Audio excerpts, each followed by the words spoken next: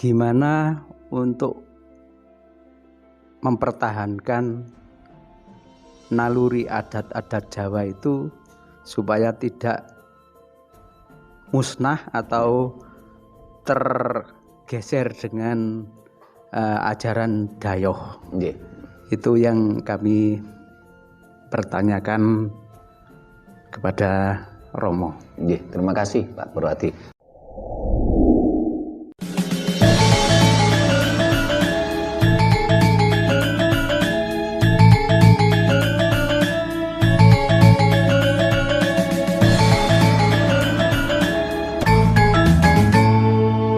Rahayu. Para pemirsa Raket Prasojo TV channel yang kami hormati, kita berjumpa kembali dalam kegiatan Yayasan Raket Prasojo, sebuah lembaga pengkajian, pelestarian dan pengembangan budaya Nusantara. Nah, para pemirsa yang saya hormati, akhir-akhir ini pergerakan-pergerakan yang mencoba ingin menghilangkan atau menghancurkan atau memusnahkan identitas Sang Jawa, mulai dari budaya berpakaiannya, budaya kulinernya, budaya bahasanya, aksaranya, itu semakin masif. Kita semakin kesulitan mencari Sang Jawa. Padahal ketika kita bicara bangsa, tentu ada kata-kata bijak, bahasa menunjukkan bangsa. Nah, kalau kita ingin mengatakan bangsa Jawa, ya, tentunya salah satu indikatornya adalah bahasa Jawa. Dan di sana juga ada aksara Jawa, ada busana Jawa, dan ada kuliner Jawa. Tema ini cukup besar, tapi kita tidak akan selesai dengan satu konten, tapi kita akan pilah saja secara garis besar. Kita akan mencoba mengkupas sebenarnya siapakah yang ingin atau siapakah yang sebenarnya memusnahkan Sang Jawa tadi dan mulai kapan. Nah, malam ini kita ngobrol-ngobrol, dan di Sanggar Budaya Raket Prasojo terwakili dua anggota kita, sebenarnya 3 anggota. Yang satunya Pak Priyo ini karena sudah sepuh, ya minggir sambil sendenan. Nah, di sebelah kanan saya anggota baru Pak Purwadi yang barusan masuk. Mas Anton juga, yang sebelah kiri saya Mas Anton juga hampir sama masuknya. Sementara yang lama ini tadi Mas Hadi masih perjalanan ke sini dari Mojokerto. Nah, ketika kita bicara akan membahas sebenarnya siapa yang mencoba memusnahkan Jawa, nah, ini kita obrolkan. Barangkali ini Mas Anton atau Pak Purwadi mau ada yang ditanyakan untuk mewakili pemirsa. Nih, Pak Purwadi dulu, silakan. Nih. Rahayu Pak Purwadi ini.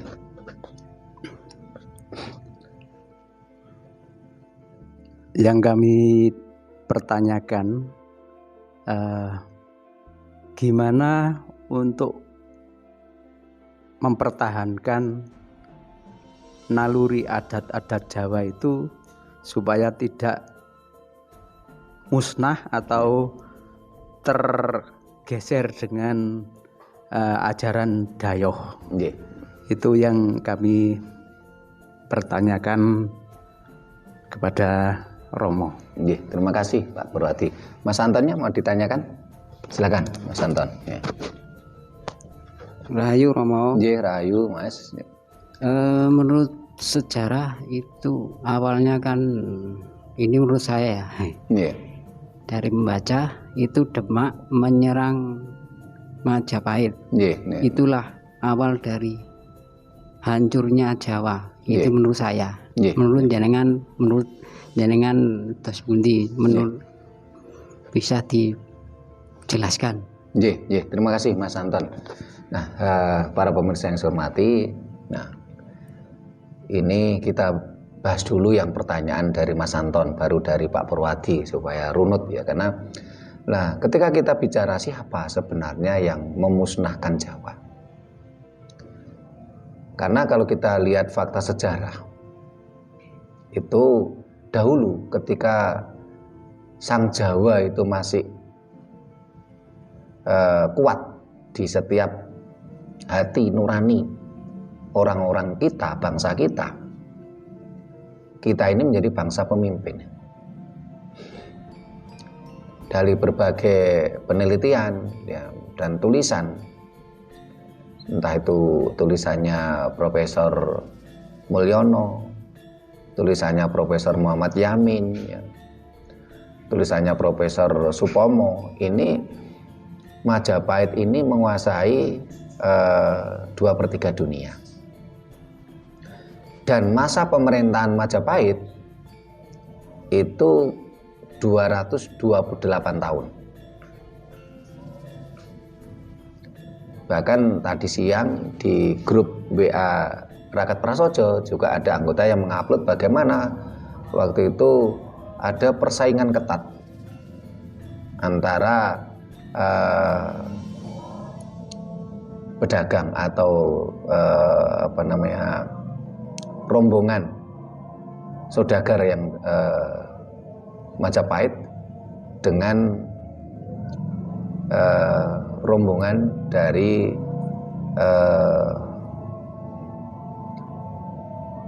kerajaan, terutama waktu itu adalah dari kekhalifahan Ottoman dari Turki. Nah, di situ menandakan bahwasanya ketika Sang Jawa itu kuat di hati kita masing-masing, kita adalah bangsa besar. Jadi kuncinya kalau Nusantara ini bangkit, tentunya harus kita kembalikan lagi Sang Jawa tadi. Ini kuncinya. Ketika terjadi Majapahit menikahi pernikahan antara Raja Majapahit dengan Putri Cempo, ini ada sebuah keanehan yang kalau secara sejarah itu kalau kita nalar memang suatu keanehan ya. Waktu itu Putri Cempo ini merupakan putri hadiah. Putri Cempo ini beragama Islam, menjadi putri hadiah kepada Raja Brawijaya. Setelah itu ketika posisi hamil, Putri Cempo ini diberikan kepada Adipati Palembang, yaitu Aryo Damar. Dan karena memang awalnya putri hadiah, ya akhirnya dibuat hadiah lagi gitu ya. Dan ini memang konsep ini setelah putri hadiah ini kan datang dari waktu itu yang beragama Muslim, ceritanya begitu. Dalam posisi hamil, karena Brawijaya ini mendapatkan fisik yang kurang bagus, bahwasanya nanti ini yang menjadi sumber kehancuran Majapahit, kehancuran Jawa. Akhirnya Putri Cempo yang sedang hamil ini diberikan kepada Adipati Palembang, kepada Adipati Aryo Damar, dengan pesan, jangan kamu kumpuli dulu sebelum ini melahirkan, karena ini adalah anakku, bagaimana juga adalah bibit dariku. Nah, setelah itu, setelah lahir diberi nama Raden Kasan. Putri Cempo tadi akhirnya juga memiliki putra lagi dari Arya Damar, diberi nama Raden Kusen. Setelah itu Arya Damar sebagai bawahan Majapahit memberikan perintah kepada Raden Kasan dan Raden Kusen ini untuk sowan berbakti kepada Raja Majapahit. Nah, dalam perjalanannya Raden Kasan ini tidak langsung ke Raja Majapahit, tetapi mampir atau diampirke oleh Sunan Ampel, dan di sana ada pengaruh-pengaruh agama Islam yang begitu kuat, dan Raden Kasan ini dinikahkan dengan putri Sunan Ampel. Sehingga Raden Kasan ini dan nama lainnya adalah Raden Patah ini menikah dengan putri Sunan Ampel. Sementara yang Raden Kusen ini sebenarnya nyusul, berangkatnya nggak bareng. Ini Raden Kusen akhirnya lebih dulu menghadap ke Raja Brawijaya, ke Raja Majapahit. Terus oleh Raja Majapahit, Raden Kusen ini dijadikan raja kecil, adipati di Kadipaten Terung. Nah, si Raden Kasan atau Raden Patah ini masih di Sunan Ampel. Nampaknya di situ ada pergolakan sekolah politik tersendiri. Akhirnya setelah itu baru Raden Patah atau Raden Kasan itu baru menghadap Raja Majapahit. Nah, setelah itu, setelah menghadap dan meminta haknya sebagai putra Majapahit, ini mengingatkan kita pada cerita pewayangan tentang cerita Kangsa.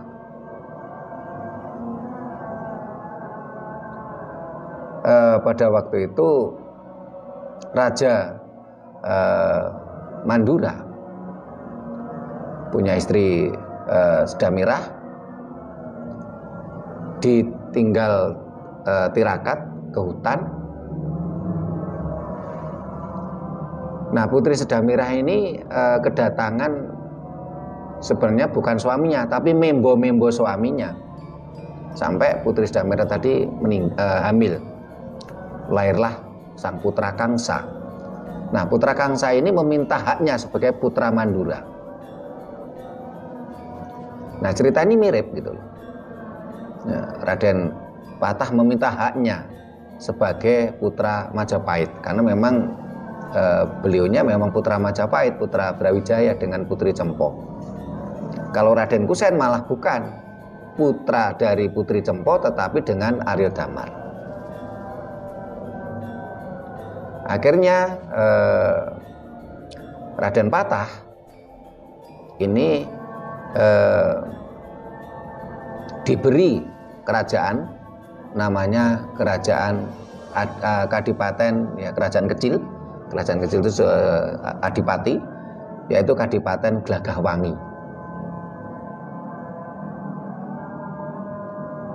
Nah, nampaknya pengaruh agama Islam semakin kuat, sehingga pada waktu itu para misionaris Islam bersatu dengan Raden Patah tadi, dan memang Raden Patah akhirnya berpikir bahwasanya bapaknya tadi yang tidak beragama Islam dianggapnya istilahnya harus diperangi.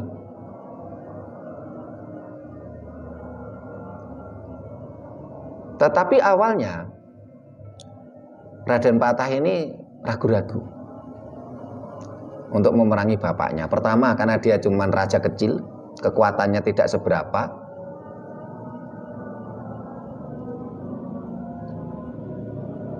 Tetapi tahun 1400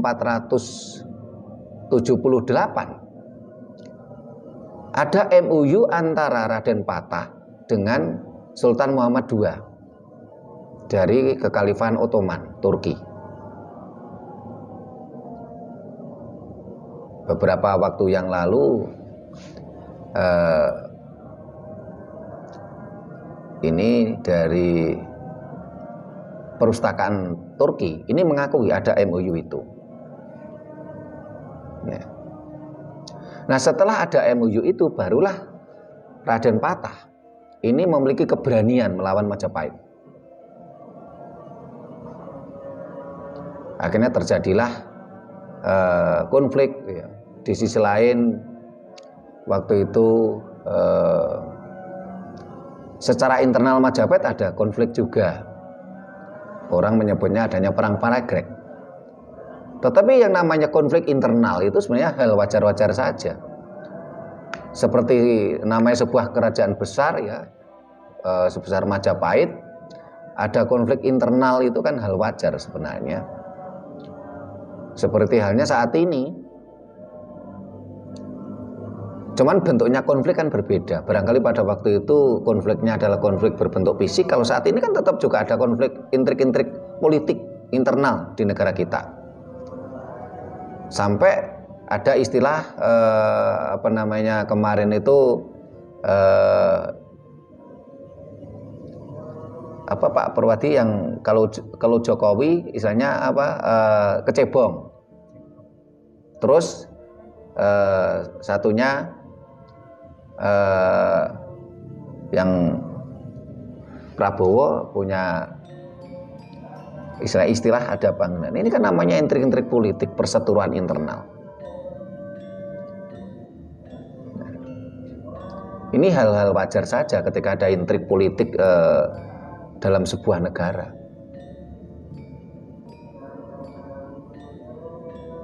Misalnya ada istilah kampret sama kecebong kan kemana. Ini kan sebuah intrik politik dalam sebuah negara dan termasuk adanya kadangkala ada persaingan antar partai politik. Itu kan sebuah intrik-intrik politik dalam negeri. Tetapi menjadi sebuah kesalahan besar ketika di antara mereka ini bersekutu dengan pihak luar. Seperti halnya pada waktu itu Raden Patah bersekutu dengan Kekhalifahan Ottoman. Akhirnya terjadilah peperangan yang luar biasa. Dalam konflik dan perang fisik tadi ini banyak diceritakan. Sebagai contoh umpamanya di serat Babat Lumajang. Dan juga ada waktu itu di serat Babat Probolinggo. Di serat Babat tadi diceritakan bagaimana pada waktu itu Kadipaten Probolinggo dan Kadipaten Lumajang itu mau besanan. Mau besanan. Ada pernikahan. Tetapi diserang oleh prajurit Demak yang dipimpin oleh Sunan Bonang. Cerita-cerita tentang perang itu luar biasa, termasuk adanya bagaimana orang-orang Majapahit yang masih setia terhadap Majapahit itu harus lari ke puncak Gunung Bromo, ke Tengger, dan termasuk lari ke Bali. Ini adalah bukti-bukti kalau pada waktu itu ada konflik, ada perang antara pasukan Demak, pasukan Islam dengan pasukan non-Muslim. Banyak bukti-bukti yang adanya indikator perang. Tetapi saat ini kan dikaburkan seolah-olah dulu tidak ada perang, ya. Agama ini disebarkan dengan damai. Ya. Tapi fakta sejarah bicaranya seperti itu. Dan kita sebagai generasi muda, generasi bangsa ini harus terus mengkaji kebenarannya yang mana.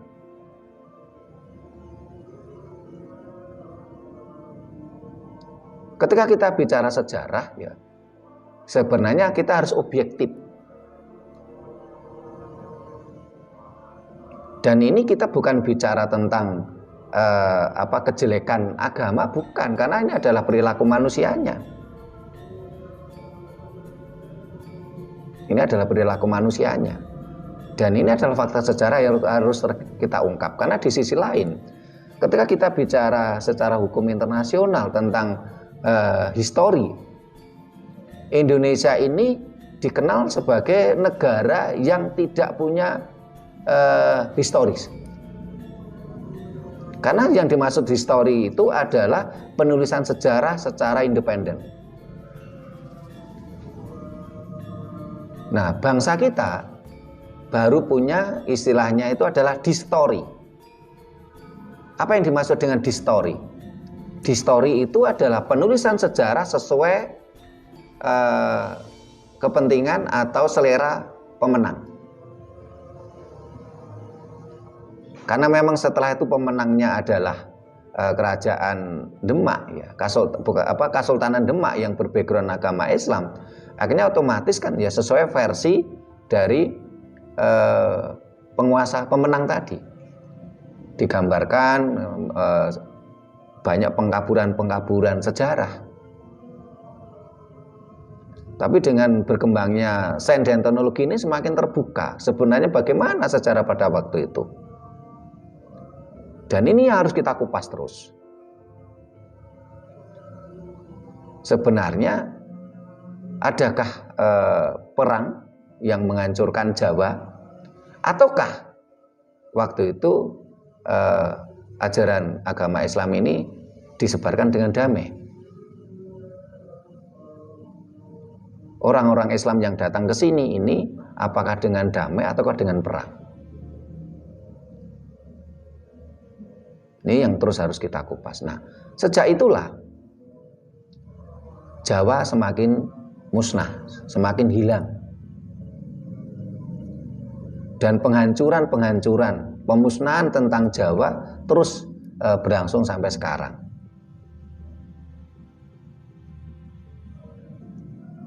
Walaupun dipoles sebagaimanapun juga, ini tetap namanya kebenaran akan tetap terungkap.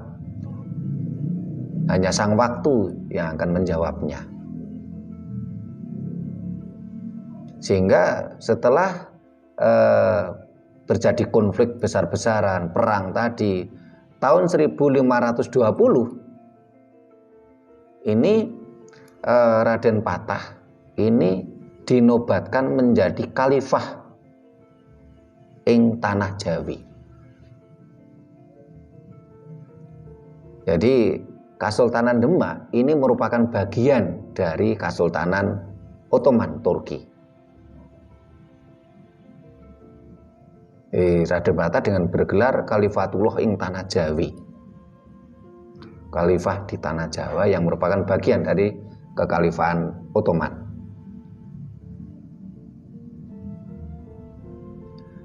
Dan diberi simbol adanya dua bendera dari kiswah Ka'bah yang bertuliskan syahadat, ya. Dan beberapa waktu lalu, bahkan sampai sekarang kadang-kadang masih bisa itu ada jejak digitalnya, bagaimana para netizen itu mengupload pidatonya dari Sultan Hamengkubuwono kalau menyatakan bahwasanya Kesultanan Jogja itu adalah terusan dari Kesultanan Demak dan bagian dari kekhalifahan Ottoman Turki. Selain di perpustakaan Turki pun ada catatannya. Inilah barangkali awal dari mulai hilangnya Sang Jawa, musnahnya Sang Jawa. Dan ini memang menjadikan keprihatinan kita bersama, karena itu tadi, secara hukum internasional, di mata internasional, negara Indonesia tidak memiliki histori, tetapi punyanya distori. Histori adalah penulisan sejarah secara independen. Tapi kalau distori, penulisan sejarah sesuai selera pemenang.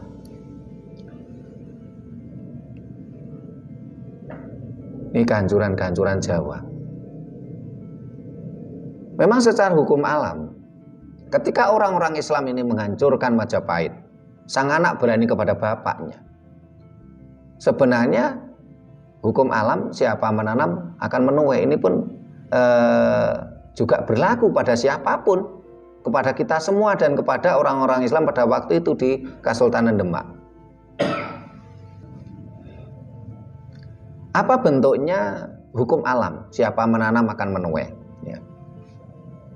Karena orang-orang Islam tadi ya, menyerang Majapahit, akhirnya terjadi pertumpahan darah.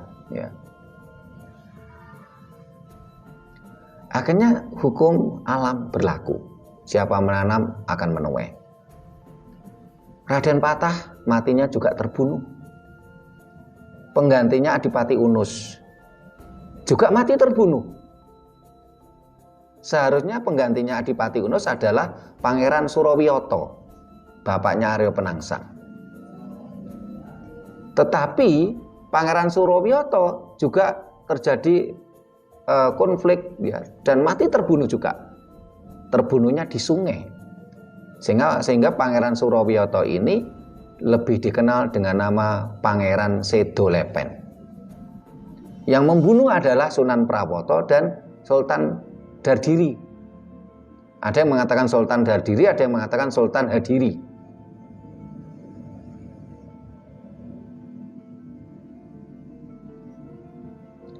Sultan Dardiri adalah suaminya Ratu Kalinyamat, saudara perempuannya Sunan Prawoto.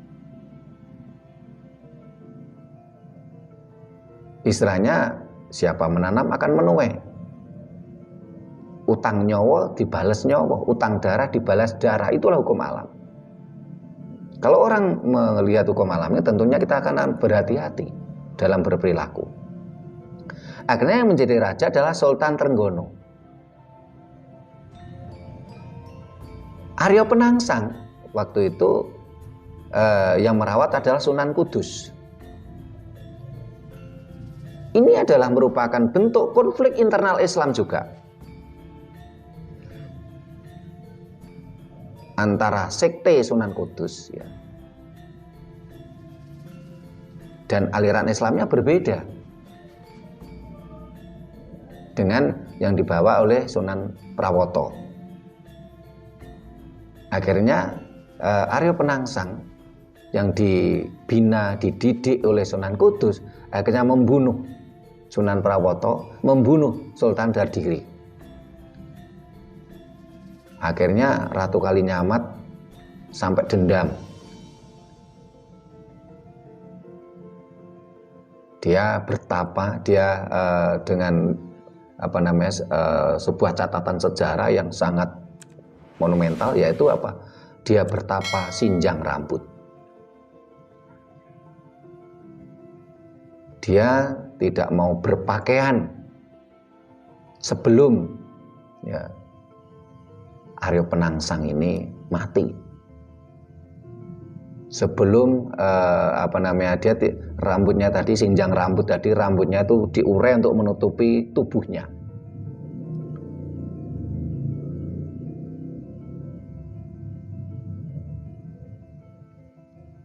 Sampai akhirnya waktu itu ada Sultan Hadiwijoyo.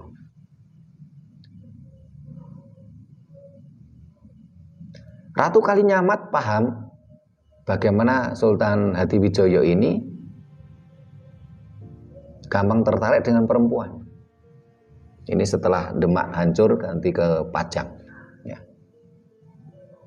Baru disitulah akhirnya terjadi perang antara Aryo Penangsang dengan Sultan Hadiwijoyo yang waktu itu misalnya diwakili oleh putranya Panembahan Senopati.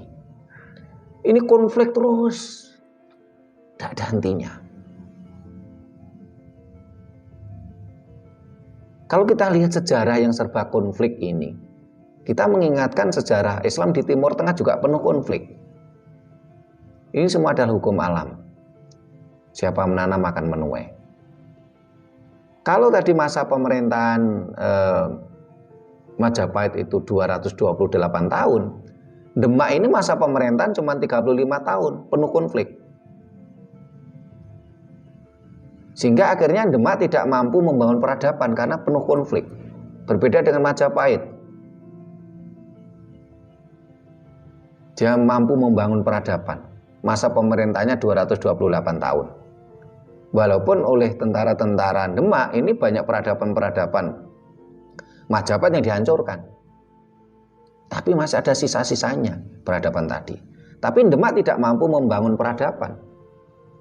Karena penuh konflik dan masa pemerintahnya hanya 35 tahun. Inilah kepedihan kita, kesedihan kita bangsa Nusantara. Ketika Sang Jawa hilang di hati putra-putra Pertiwi, kita semuanya penuh konflik. Kita tidak mampu membangun peradaban. Sehingga jawabannya sederhana ketika kita ada pertanyaan, mampukah, bisakah Nusantara ini bangkit? Jawabannya cuman kembalinya Sang Jawa. Tanpa itu sangatlah mustahil kita ini bangkit, kita ini jaya. Paling banter kita cuman menjadi duplikatnya bangsa lain. Dengan atas nama sebuah janji-janji fata morgana. Bukan sebuah kenyataan kita ini bangsa besar, bukan suatu kenyataan kita mengalami kemakmuran. Ini awal muasal tentang hilangnya Jawa. Nah, setelah Jawa hilang, Jawa musnah dari hati putra-putra Pertiwi, kita akhirnya terus berkepanjangan, kita dijajah. Inilah penjajahan pertama kita. Kita dijajah oleh orang-orang Timur Tengah. Kita menjadi negara bagian dari Timur Tengah, karena memang Kesultanan Demak bagian dari Kekhalifahan Ottoman Turki. Ini yang tidak pernah disadari bangsa ini. Yang digembar-gemborkan di buku sejarah hanya tertulis bangsa ini dijajah oleh Belanda 350 tahun. Tapi penjajahan pertama tidak pernah kita ungkap gitu. Inilah histori. Seharusnya ini juga harus diungkap. Di sebuah histori, bukan sebuah distori. Hilangnya Jawa dari dada putra-putri Pertiwi, inilah akhirnya menjadikan kita menjadi bangsa jajahan, menjadi bangsa budak yang terus bermindset ingin menjadi duplikatnya bangsa lain. Kita tidak pernah menjadi diri kita sendiri sebagai bangsa Nusantara. Ini asal muasal awal hilangnya Jawa yang ditanyakan oleh Mas Anton. Mengenai jawaban dari Pak Purwadi, terus bagaimana kita ingin menjadi kembali Jawa, yaitu bagaimana bangsa ini bisa bangkit lagi, yaitu dari kembalinya Sang Jawa di dada putra putri Pertiwi. Bagaimana kita harus kembalikan itu? Caranya adalah kita harus menggunakan nalar sehat kita. Kita jangan mabuk dogma, kita jangan mabuk halusinasi, delusi dan imajinasi. Gunakan nalar kita, karena kuncinya Sang Jawa adalah apa? Tinuming nalar dan kasunyatan. Selama kita tidak lagi menggunakan nalar kita, nalar sehat kita, tinuming nalar dan kasunyatan, dan kita hanya mabuk dogma yang penuh delusi, halusinasi, dan imajinasi, tentunya kita sulit untuk bangkit. Jadi jawabannya untuk Pak Purwati adalah kita harus gunakan nalar sehat kita untuk kembalinya Sang Jawa. Kenapa? Karena tidak ada keyakinan atau agama atau dogma di atas kenyataan.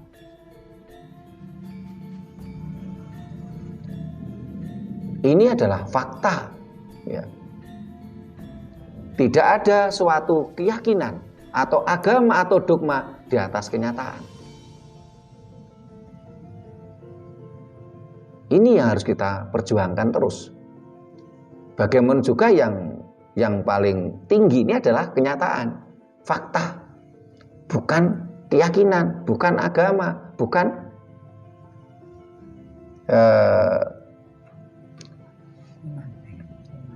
bukan keyakinan, bukan agama, bukan dogma. Karena tidak ada keyakinan, tidak ada agama, tidak ada dogma di atas kenyataan. Kenyataannya apa? Kenyataannya kita adalah putra-putra Pertiwi Nusantara. Ini kenyataannya. Sepanjang kita tidak sadar diri itu, kalau kita ini putra-putri Nusantara, Ibu Pertiwi, ya kita tetap akan terus terpuruk. Selama ini kita mengkhianati kenyataan ini. Malah kita tergiring mindset kepingin menjadi duplikatnya bangsa lain. Karena terhipnotis. Karena tergiur akan janji-janji fata morgana. Nah ini ada pertanyaan lagi dari Pak Purwadi, Mas Anton, dan ini Mas Hadi. Nah ini baru gabung. Ini luar biasa, kami salut dan berterima kasih ini ke Mas Hadi. Ini jadi dedikasinya terhadap perjuangan kita luar biasa. Capek-capek dari Mojokerto langsung ke sini. Nah, ada yang mau ditanyakan Mas Hadi? Belum? Ya, Pak Purwadi, tanyakan. Silakan. Ya.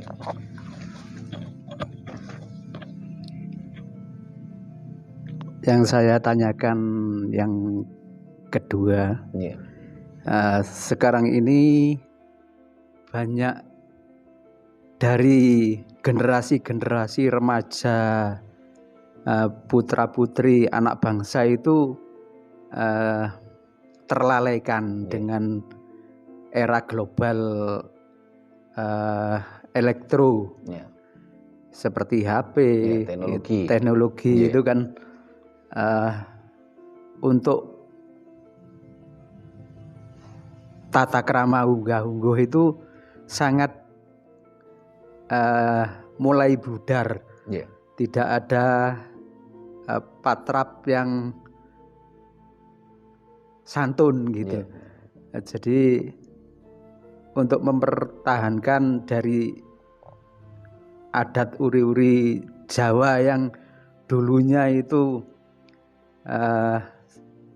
seorang yang bisa memberikan perilaku yang budi pekerti yang baik, unggah-ungguh yang baik, sekarang ini sudah mulai hilang, musnah dengan adanya globalisasi zaman ini.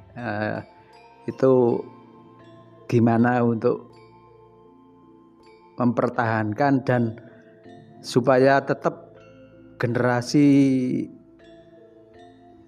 bangsa ini ada kesopanan dalam patrap Jawa untuk saling menghormati antar yang sepuh, yang muda itu sudah mulai hilang. Sekarang semua sudah nguku semua, jadi tidak ada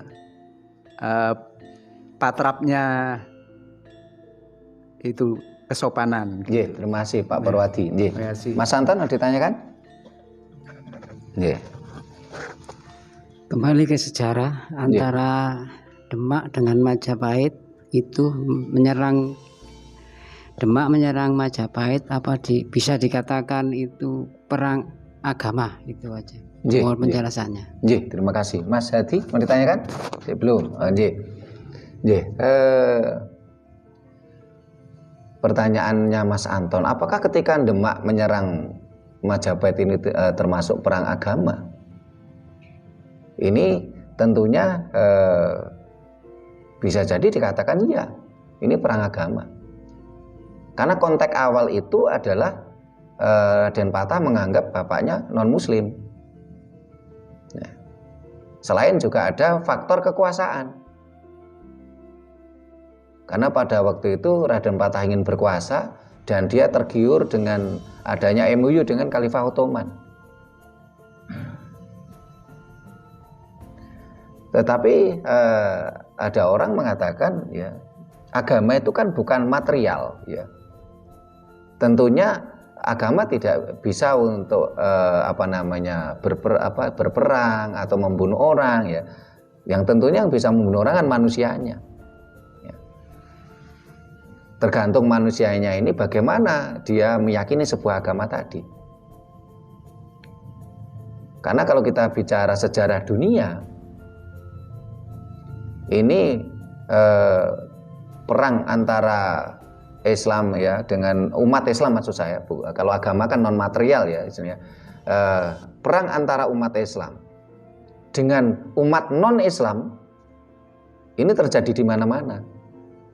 Termasuk yang dalam sejarah yang paling dahsyat itu adalah perang salib. Sehingga kalau kita mau jujur, ini hanya rebutan huruf A dan huruf O, itu jutaan manusia mati. Ini yang harus kita sadari kita semua. Sehingga saat ini pun banyak tokoh-tokoh agama yang mencoba berpikir sehat dengan moderasi agama. Boleh kita beragama, tapi kita jangan mabuk agama. Silakan beragama, tapi jangan mabuk agama. Karena memang apapun itu kalau kebanyakan, kalau mabuk tetap tidak bagus.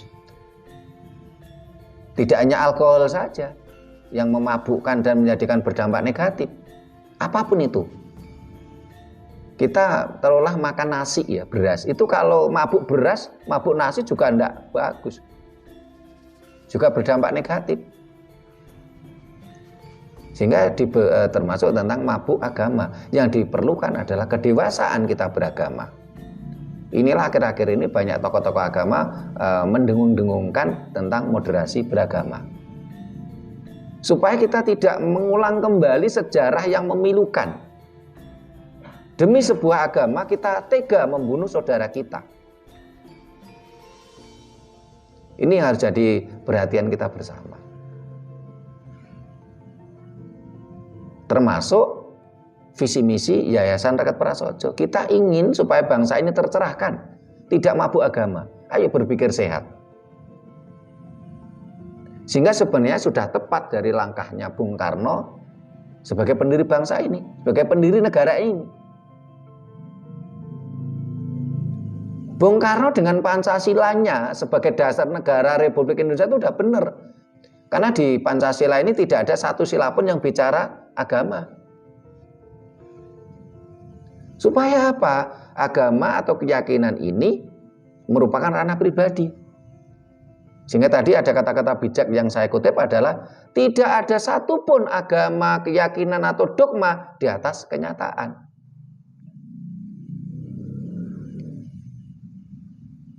Itulah Bung Karno sudah luar biasa sebenarnya dengan Pancasila tadi. Bung Karno mencoba membangkitkan kejayaan Majapahit lagi supaya bangsa ini tidak mabuk agama.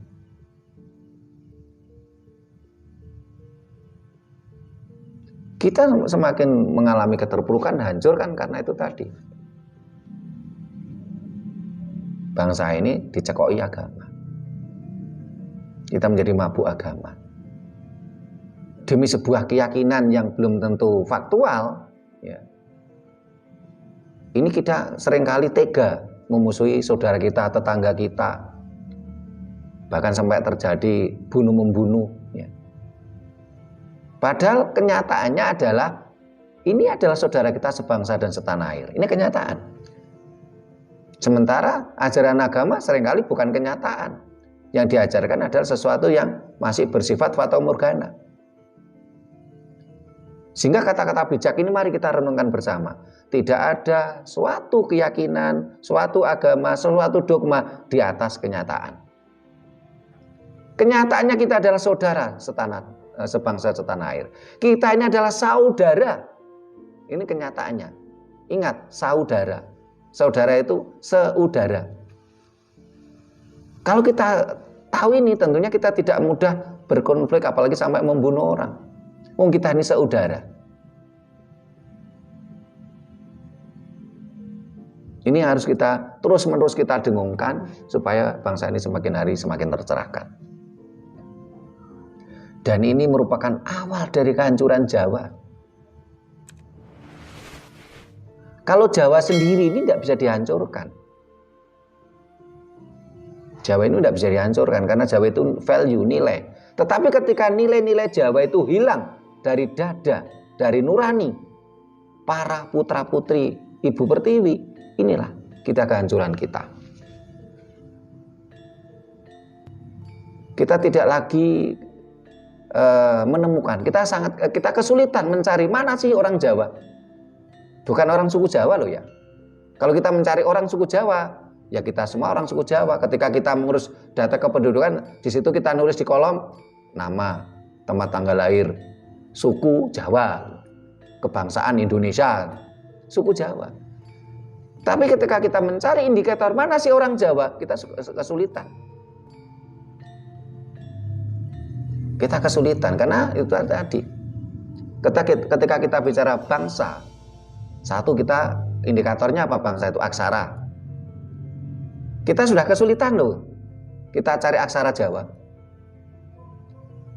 Sangat berbeda kalau kita pergi ke Tiongkok, ke Jepang, ke Korea. Di sana malah tidak ditemukan aksara Latin. Di sana di mana-mana yang tertulis adalah aksara Jepang, ya aksara kanji. Ke Tiongkok ya kita akan melihat aksara Cina, aksara Mandarin.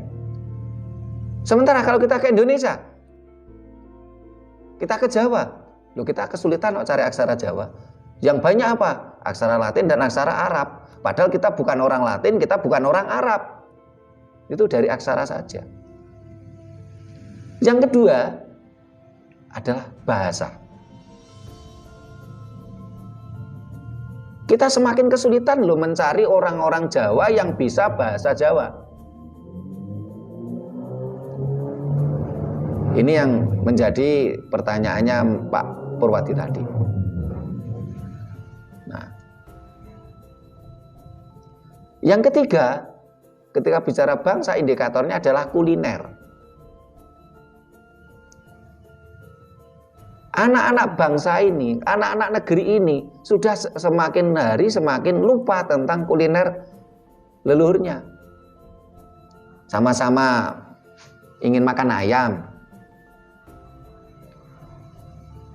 Kita tidak lagi kesulitan mencari ayam ingkung khas Jawa.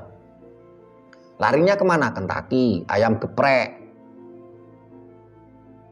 Kita kesulitan cari kuliner Jawa. Terus di mana?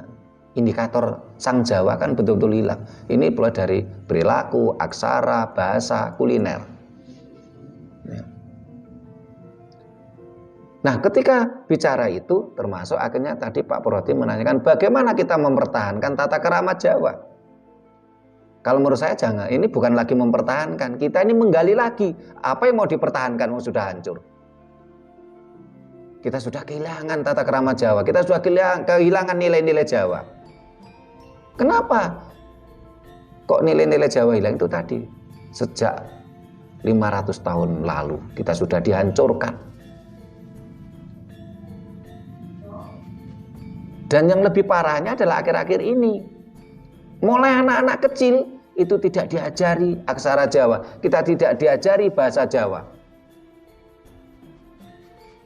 Tapi demi janji Fata Morgana, anak-anak kecil kita sudah digiring belajar huruf asing. Masyarakat kita itu digiring mindsetnya. Ayo belajar huruf asing. Kalau nggak belajar huruf asing nanti mau jadi apa besarnya? Biar anakmu jadi orang baik, ayo belajar huruf asing. Padahal namanya huruf itu tidak ada hubungannya dengan moral. Huruf itu adalah simbol suara, nggak ada hubungannya dengan moral.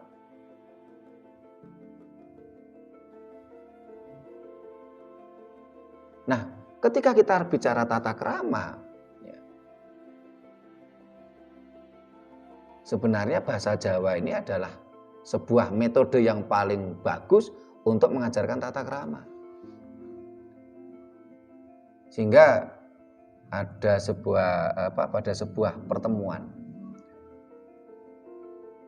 Pak Ganjar Pranowo, waktu itu mencoba menantang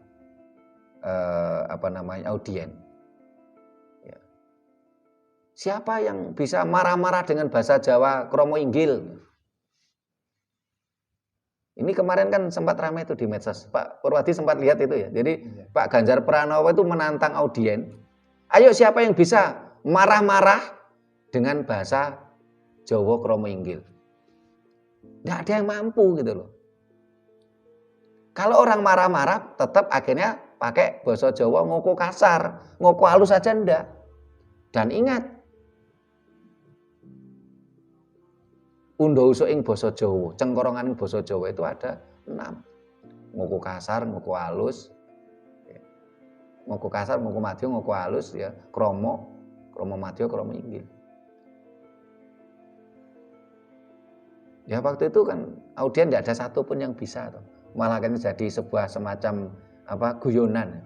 Ketika orang ayo kamu siapa yang bisa marah-marah dengan bahasa Jawa kromo inggil. Ini bukti kalau bahasa Jawa itu mampu membentuk karakter. Dan ini yang tidak dipunyai oleh bahasa lain di dunia. Kalau bahasa itu mampu membentuk karakter. Sehingga kalau pertanyaannya bagaimana mempertahankan? Apa yang mau dipertahankan yang kita sudah hancur saat ini?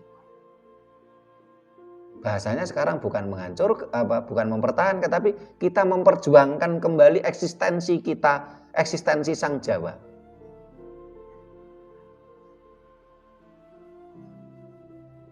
Jadi bukan mempertahankan lagi Pak Purwadi, tetapi kita menggali untuk memunculkan kembali eksistensi Sang Jawa. Karena kemarin kita sudah kehilangan. Dihidupkan lagi. Dihidupkan kembali.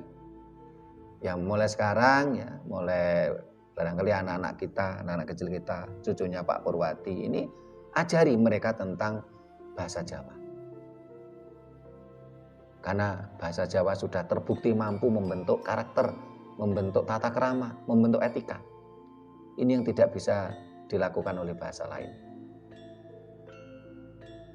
Tapi kan faktanya akhir-akhir ini ya mulai kira-kira sekian puluh tahun dekade terakhir ini kan anak-anak kecil kita kan digiring untuk mempelajari huruf asing. Bahkan beredar di masyarakat digiring mindsetnya, ayo anakmu harus belajar huruf asing ini, kalau nggak mau nanti mau jadi apa besarnya. Biar anakmu jadi orang baik kamu harus belajar huruf asing ini. Nah ini kan aneh. Padahal huruf asing ini tidak mampu membentuk tata krama, membentuk karakter baik. Tidak mampu. Wong faktanya di sumbernya sana konflik mulai zaman dulu sampai sekarang nggak ada henti-hentinya kok. Ini bicara fakta gitu.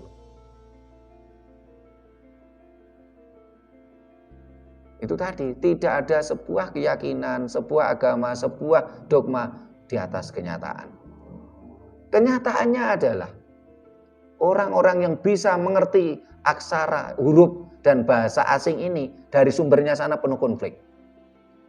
Selalu saling bunuh. Berselisih. Mulai zaman dulu sampai sekarang.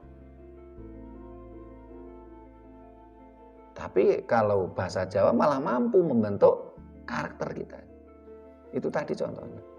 Kalau orang disuruh marah pakai bahasa Jawa kromo inggil nggak bisa. Berarti ini adalah bukti kalau bahasa Jawa ini mampu membentuk karakter, tata krama seseorang. Baik kita mulai dari anak-anak kita, cucu-cucu kita, mulai kecil diajari bahasa Jawa. Ini kehancuran kita. Sebenarnya dengan dimunculkannya Sumpah Pemuda, bahasa Melayu menjadi bahasa persatuan kita, menjadi nama bahasa Indonesia. Ini adalah sebuah misalnya itu solusi terbaik untuk persatuan kita. Kenapa pada waktu itu para pemuda pada waktu itu ketika Sumpah Pemuda ini memutuskan bahasa Melayu Nah, bahasa Melayu ini macam-macam, ada Melayu Banjar, ada Melayu Indragiri Hilir, ada termasuk bahasa Minang tuh termasuk bagian dari bahasa Melayu. Tetapi yang diambil kalau saya lihat ini kan bahasa Melayu Indragiri Hilir. Dan bahasa Melayu ini sebenarnya kurang akomodatif karena perbendaharaan bahasanya sangat minim. Sehingga banyak sekali serapan-serapan bahasa Jawa yang masuk ke bahasa Indonesia sebenarnya. Itu kalau menurut saya ini sebuah karakter kebangsawanan dan kenegaraan leluhur kita orang-orang Jawa. Karena pada waktu itu ketika Sumpah Pemuda jangan kita bayangkan seperti saat ini yang transformasi gampang. Transportasi gampang. Oh, ada kongres sebuah parpol, utusan dari Papua, dari Sumatera, semuanya bisa datang dengan pesawat. Jangan bayangkan waktu itu seperti itu. Sumpah Pemuda waktu itu adalah sekumpulan pelajar-pelajar di Stovia. Mereka berkumpul. Itu pun mayoritas tetap orang Jawa. Kalau seandainya orang Jawa pada waktu itu arogan, mereka mengatakan bahasa persatuan kita bahasa Jawa, ya tetap bisa jadi. Aksara yang kita pakai adalah aksara Jawa, bisa jadi. Tetapi kalau saya lihat ini adalah sebuah nilai pembelajaran kenegarawanan, kebangsawanan orang-orang Jawa pada waktu itu. Sehingga pada waktu Sumpah Pemuda itu yang diambil malah bahasa yang kecil. Yang besar melindungi yang kecil. Yang besar mengangkat yang kecil. Karena kalau kita bicara tentang kesukuan di Indonesia, bagaimana juga suku Jawa ini mayoritas. Mulai dulu sampai sekarang. Sehingga sampai ada sebuah isinya sebuah gambaran ya. Dan ini adalah fakta juga. Ingin menghancurkan Indonesia, hancurkan Jawa. Karena itulah kalau saya lihat penghancuran Jawa itu terus-menerus dilakukan secara masif. Karena kalau ingin menghancurkan Indonesia, ingin menghancurkan Nusantara, hancurkan Jawa. Sekarang tinggal kita sadar enggak sebagai generasi ini. Ayo kita kembalikan sang Jawa di dada kita masing-masing. Kembalinya sang Jawa.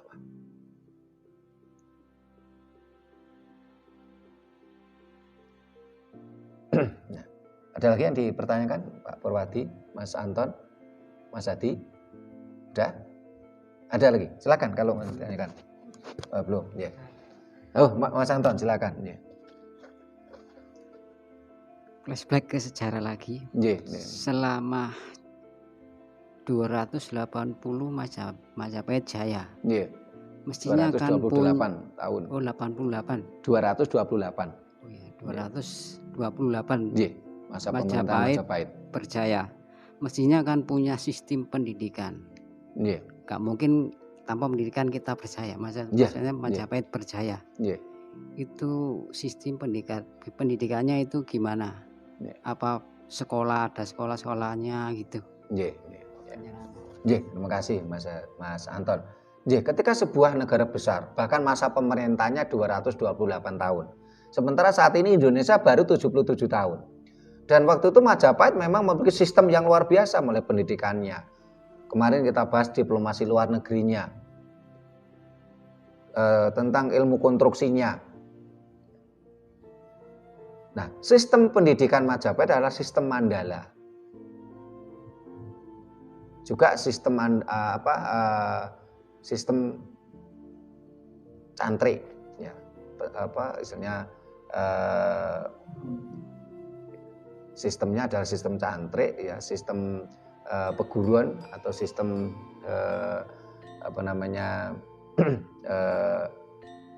pegandringan.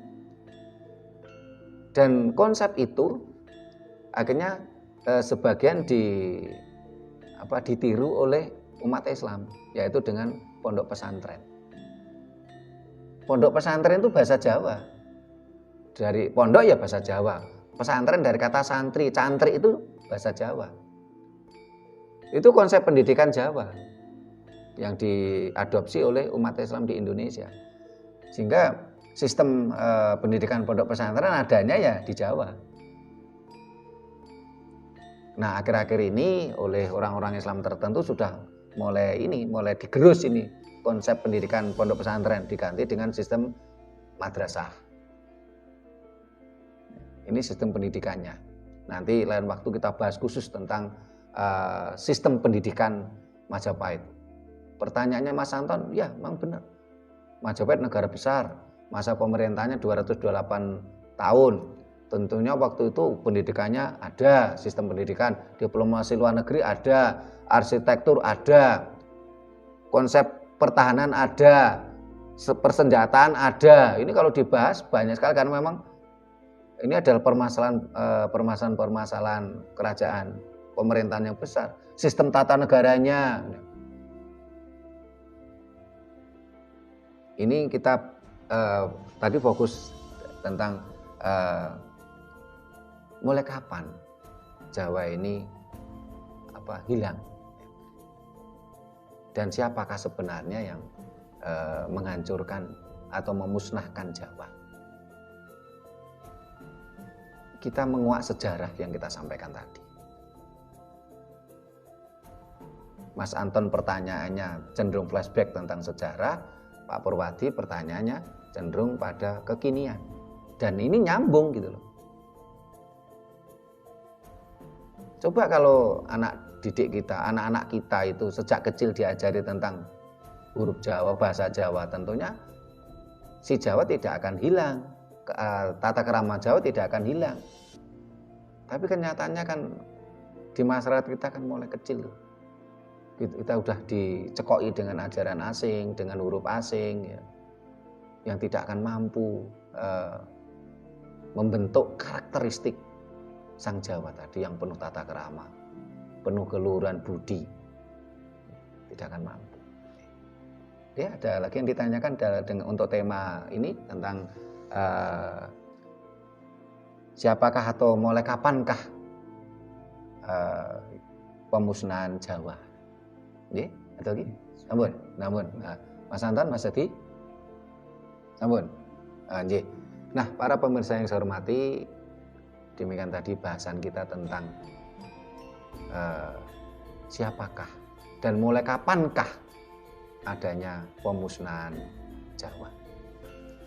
Mudah-mudahan ini bisa memberikan pencerahan kita semua, supaya kita kembali menjadi diri kita, bukan menjadi duplikatnya bangsa lain, hanya karena iming-iming fata morgana.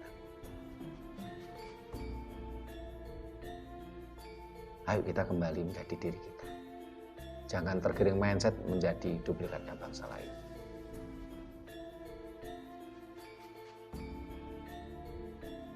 Mudah-mudahan mampu memberikan pencerahan kepada kita semua, khususnya kepada anggota Raket Prasojo dan para penggemar fan dari channel kita Raket Prasojo TV, dan umumnya kepada seluruh bangsa ini.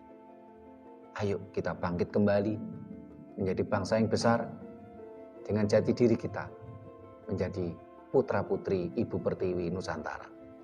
Jangan kita tergiring mindset ingin menjadi duplikat bangsa lain demi janji fata morgana. Ingat, tidak ada suatu keyakinan atau agama atau dogma di atas kenyataan. Kenyataannya adalah kita, putra-putri Nusantara. Kita bukan orang Arab, kita bukan orang Cina, dan kita bukan orang Eropa. Kita bukan orang Afrika. Ini adalah fakta, kenyataan yang tidak bisa kita ingkari. Bila mana ada kata-kata kami yang kurang berkenan, tata krama kami yang kurang memadai, kami mohon maaf. Sampai jumpa di kegiatan kita lainnya. Terima kasih. Rahayu.